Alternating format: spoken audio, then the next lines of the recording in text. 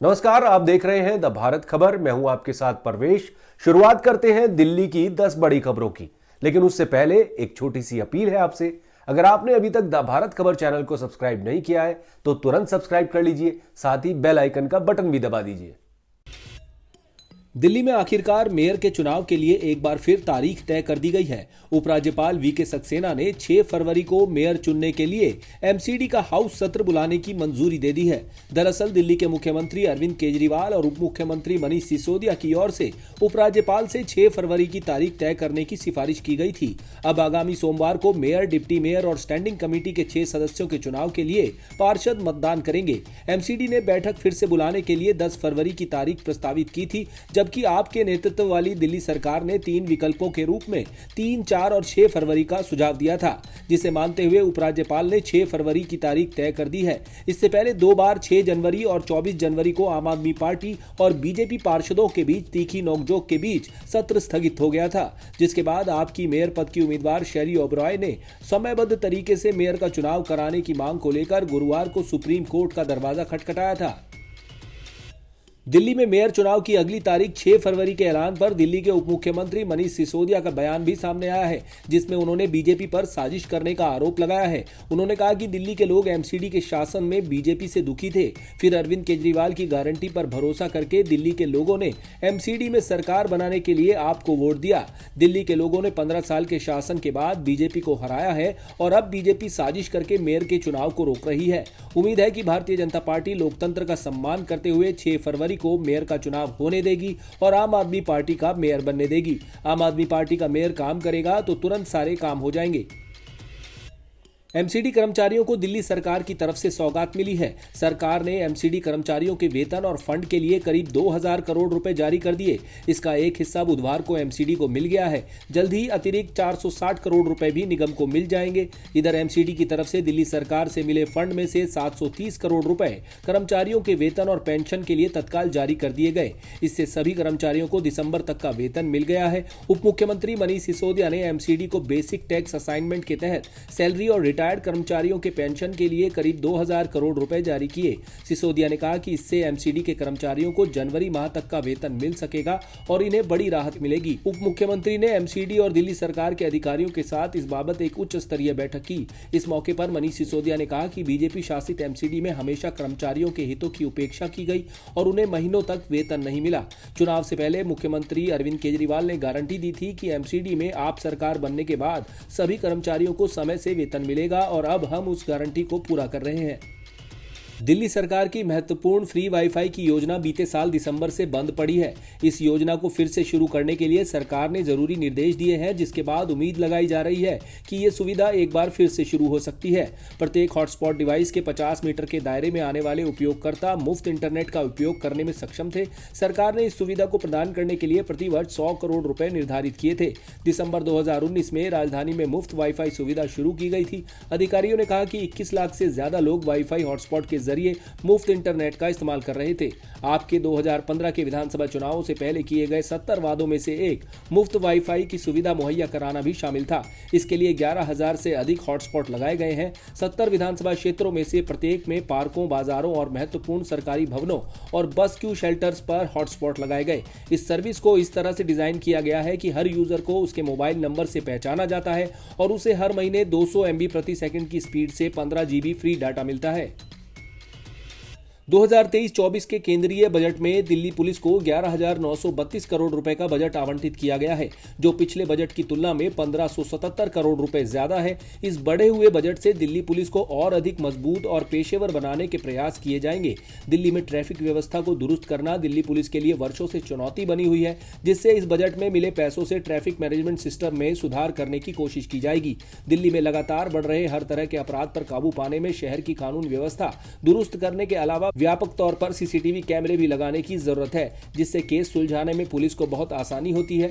दिल्ली के कई police station अभी भी या तो किराए के भवनों में चल रहे हैं या सरकारी भूमि पर टिन के शेड में चल रहे हैं।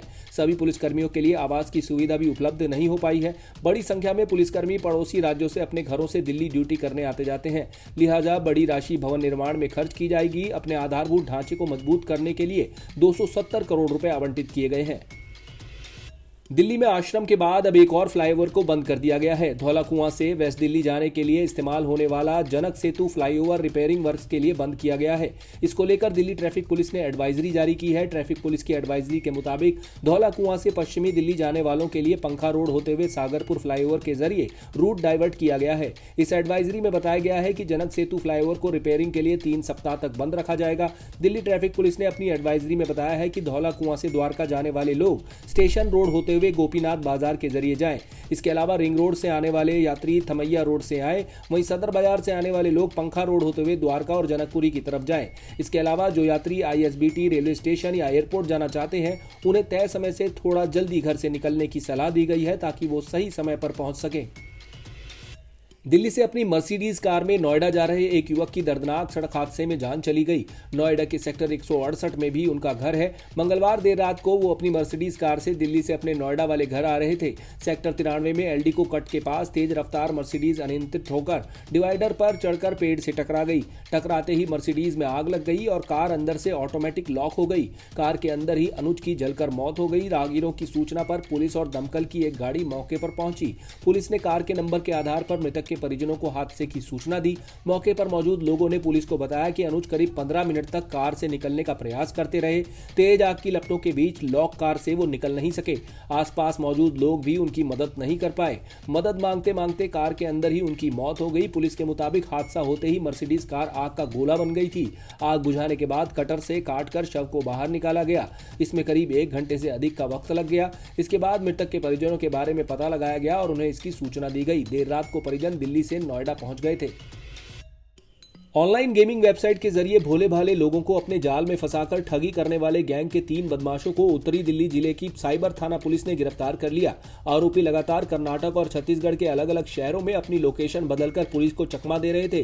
पुलिस ने बेहद पेशेवर अंदाज में आरोपियों को स्विगी डिलीवरी बॉय बनकर दिल्ली के नवादा उत्तम नगर इलाके से गिरफ्तार किया है। आरोपियों की पहचान छत्तीसगढ़ के श्रेयांश चंद्रशेखर, आयुष देवांगन और यश गंभीर के रूप में हुई है। पुलिस इनके पास से 8 डेबिट कार्ड, 3 आईफोन समेत 7 mobile phone, 8 SIM card, 2 laptop, 1 credit card और कई बैंक खाते बरामद कर चुकी है। आपको बता दें कि गृह मंत्रालय के साइबर क्राइम पोर्टल पर दिल्ली निवासी इंजीनियर विक्रम ने ठगी की शिकायत दी थी। पीड़ित ने बताया था कि वो परिवार के साथ उत्तराखंड एनक्लेव बुराड़ी में रहता है और हैदराबाद की एक आईटी फर्म में नौकरी करता है। पिछले दिनों उसने www.funplay9.com पर ऑनलाइन गेम खेला था। यहां उसे शुरुआत में जिताकर बाद में 1,49,000 रुपए ठग लिए गए। पुलिस ने 5 जनवरी को मामला दर्ज कर जांच शुरू कर दी। पता चला कि रुपए दुर्ग, भिलाई, रायपुर, छत्तीसगढ़ के अलावा बेंगलुरु और दिल्ली के बैंक खातों में ट्रांसफर हुए। जांच करने पर पता चला कि आरोपी फिलहाल छत्तीसगढ़ में मौजूद है, लेकिन उनकी लोकेशन का पता नहीं चल पा रहा था। इस बीच पता चला कि आरोपियों ने छत्तीसगढ़ से अपनी लोकेशन दिल्ली में बदली है। इस दौरान एक आरोपी ने स्विगी पर खाने का ऑर्डर दिया। साइबर थाने में तैनात एसआई गुमन सिंह ने स्विगी के अधिकारियों से संपर्क किया। बाद में वो खुद डिलीवरी बॉय बनकर आरोपियों के यहाँ पहुंचा। तीनों को नवादा के एक फ्लैट से दबोच लिया गया। दिल्ली की तिहाड़ जेल में बीती रात जेल स्टाफ ने छापेमारी अभियान चलाया, जिसमें कई चौंकाने वाली चीजें बरामद हुई हैं। आधी रात को चलाए गए इस ऑपरेशन में जेल से कई मोबाइल, चाकू, नशे की चीजें और तार बरामद किए गए। दरअसल कई दिनों से जेल की अलग अलग सेल में मोबाइल फोन और दूसरी अनावश्यक चीजों के इस्तेमाल की जानकारी मिल रही थी, जिसके बाद ये सर्च ऑपरेशन अचानक किया गया। ये सर्चिंग जेल नंबर 3 में की गई है। तिहाड़ जेल नंबर 3 से कई मोबाइल फोन, चाकू, नशे की चीजें और तार बरामद हुए हैं, जो कैदियों ने अपने पास छिपा कर रखे थे। तिहाड़ जेल प्रशासन की टीम कैदियों से पूछताछ कर रही है कि इतनी सख्त चेकिंग के बावजूद इनके पास मोबाइल फोन और चाकू किसकी मदद से आए थे। इससे पहले भी तिहाड़ प्रशासन कई बार ऐसा सर्च अभियान चला चुका है, जिसके बाद पहले भी मोबाइल फोन बरामद हुए हैं। एयर क्वालिटी में लगातार सुधार देखते हुए दिल्ली एनसीआर से ग्रैब 2 के तमाम प्रतिबंध हटा लिए गए हैं। वायु गुणवत्ता प्रबंधन आयोग की उप समिति ने आपात बैठक कर तत्काल प्रभाव से 19 अक्टूबर को लागू किया गया ग्रेडेड रिस्पांस एक्शन प्लान का दूसरा चरण हटाने का निर्णय लिया। हालांकि पहले चरण के सभी प्रतिबंध वैसे ही लागू रहेंगे। इन पर सख्ती से अमल कराने के लिए भी एनसीआर में शामिल सभी राज्यों को हिदायत दे दी गई है। आप देख रहे थे दिल्ली की 10 बड़ी खबरें। अगर आपको हमारी ये खबरें पसंद आई तो लाइक कीजिए, कमेंट कीजिए और इसे अपने दोस्तों के साथ व्हाट्सएप पर शेयर कीजिए। नमस्कार।